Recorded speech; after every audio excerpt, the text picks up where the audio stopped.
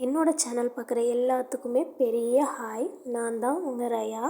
நேற்று எனக்கு week off. இன்றைக்கி காலையில் என்னால் எந்திரிக்க முடியல. ஸோ கால் பண்ணி இன்ஃபார்ம் பண்ணியாச்சு லீவுன்னு சொல்லி.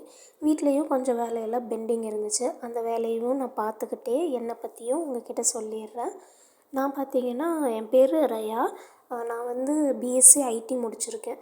எங்கள் வீட்டில் பார்த்திங்கன்னா நானும் என்னுடைய ஹஸ்பண்ட் மட்டும்தான். நாங்கள் 2 பேரும் லவ் மேரேஜ் பண்ணிக்கிட்டோம். ஒரே காலேஜில் தான், ஒரே கிளாஸ் தான் படிச்சுட்ருந்தோம். லவ் பண்ணி கல்யாணம் பண்ணியாச்சு. ஸோ எல்லோரும் லவ் பண்ணி கல்யாணம் பண்ணும்போது என்னென்னலாம் பேச்சு வாங்கினாங்களோ எல்லா பேச்சும் நாங்களும் வாங்கினோம். நல்லா இருக்க மாட்டேன் என்னென்னமோ சொன்னாங்க. ஆனால் இப்போ நானும் என்னுடைய ஹஸ்பண்டும் யாருடைய தயவும் இல்லாமல் நல்லா இருக்கோம். ஸோ டெய்லியுமே இனிமேல் நான் வீடியோ போட போகிறேன். உங்களுக்கு பிடிச்ச கண்டென்ட் எல்லாத்தையுமே நான் கொடுக்க போகிறேன். ஸோ உங்களுக்கு எந்த மாதிரியான வீடியோ வேணும்னு கேட்டிங்கன்னா நான் கண்டிப்பாக அதே மாதிரி கண்டென்ட் போடுறேன். இப்போதைக்கு நான் ஸ்டார்டிங்குங்கிறனால என்னால் முடிஞ்ச வரைக்கும் எஃபெக்ட் போட்டு வீடியோ போட்டிருக்கேன். உங்களுக்கு பிடிச்சிருந்துச்சுன்னா கண்டிப்பாக லைக் பண்ணி சப்ஸ்கிரைப் பண்ணிக்கோங்க. இதுக்கப்புறமும் நல்ல நல்ல புது வீடியோஸாக நான் கண்டிப்பாக அப்லோட் பண்ணுவேன். நமக்கு பிடிச்சது எப்போவுமே நம்ம பண்ணாமல் இருக்கக்கூடாதுங்க. நமக்கு பிடிச்சத நம்ம டெய்லியுமே பண்ணிக்கிட்டே இருக்கணும். யார் என்ன சொன்னாலும் பரவாயில்ல, நம்ம காதில் வாங்கிக்கவே கூடாது. நமக்கு என்ன பிடிச்சிருக்கு அதை கண்டிப்பாக நம்ம பண்ணணும். அப்போ தான் நம்ம முன்னேற்ற பாதையில் போக முடியும். மற்றவங்க இது பேசுகிறாங்க அது பேசுகிறாங்கன்னு நினச்சிட்டு இருந்தோன்னா அதே இடத்துல தான் நம்ம இருப்போம். பேசுகிறவங்க முன்னேறி போயிட்டே இருப்பாங்க. ஸோ பேசுகிறவங்கள நம்மளை காதுலேயும் வாங்கிக்கக்கூடாது, பார்க்கவும் கூடாது, கேட்கவும் கூடாது. நம்ம உண்டு நம்ம வேலை உண்டுன்ட்டு நமக்கு என்னென்னலாம் பிடிக்குதோ, நமக்கு என்னென்னலாம் ஆர்ட்ரு பண்ணி வாங்கணுமோ, எதெல்லாம் பண்ணணுமோ எல்லாமே பண்ணிக்கணும்.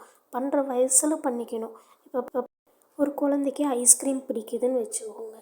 அதை அந்தந்த வயசில் அப்போவே வாங்கி கொடுத்துடணும். அந்த குழந்த பெருசாகி ஒரு வயசான காலத்தில் கொண்டு போய் அந்த குழந்தைக்கு கொடுத்தோன்னு வைங்களேன், எப்படி அந்த குழந்தையால் சாப்பிட முடியும் சொல்லுங்கள் பார்க்கலாம். வயசு இருக்கும்போதே எல்லாத்தையுமே அனுபவிச்சிடணும். நாளைக்குன்னு என்றைக்குமே தள்ளி போடவே கூடாது. என்னுடைய பாலிசி அதுதான். ஸோ நான் என்னென்னலாம் எனக்கு பிடிக்குமோ எல்லாத்தையுமே பண்ணுவேன். மற்றவங்கள பற்றி நான் நிறையா கேர் பண்ணி நிறையா அடிபட்டிருக்கேன். ஸோ இப்போல்லாம் யாரை பற்றியும் நான் கேர் பண்ணிக்க போகிறதில்ல. எனக்கு எது பிடிச்சிருக்கோ அதை நான் செய்கிறேன். எது பிடிக்கலையோ அதை நான் செய்ய மாட்டேன். அவ்வளோதான். என் மனசாட்சிக்கு தெரியும் நான் செய்கிறது தப்பா கரெக்டா அப்படிங்கிறது.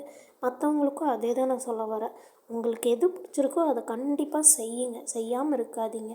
அதை யாராவது நம்ம கூடயே இருக்கிறவங்க, இப்போ என்னுடைய ஹஸ்பண்ட்க்கு நான் செய்கிறது பிடிக்கல அப்படின்னா நான் அதை எடுத்து சொல்லி அவருக்கு புரிய வைப்பேன். இது நான் பண்ணேன்னா இந்த மாதிரி இருக்கலாம், நம்ம இப்படி போகலாம் அப்படிங்கிறத சொல்லி புரிய வச்சோன்னா அவங்களும் ஆட்டோமேட்டிக்காக தெரிஞ்சுப்பாங்க அதை பற்றி.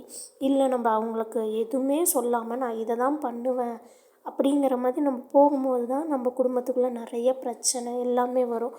ஸோ நீங்கள் எடுத்து புரிய வைங்க. உங்களுக்கு ஆப்போசிட்டில் இருக்கிறவங்களுக்கு புரிய வைங்க. புரிஞ்சிக்க முடியாது அப்படின்னா மட்டும்தான் அதை கைவிட்டுருங்க.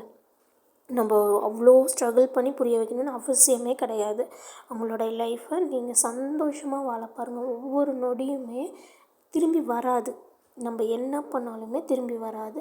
ஸோ அந்தந்த நொடியில் என்னென்ன வாழணுமோ அதை கண்டிப்பாக வாழுங்க. இந்த வீடியோ பிடிச்சிருந்துச்சுன்னா கண்டிப்பாக லைக் பண்ணிக்கோங்க. Thank you so much.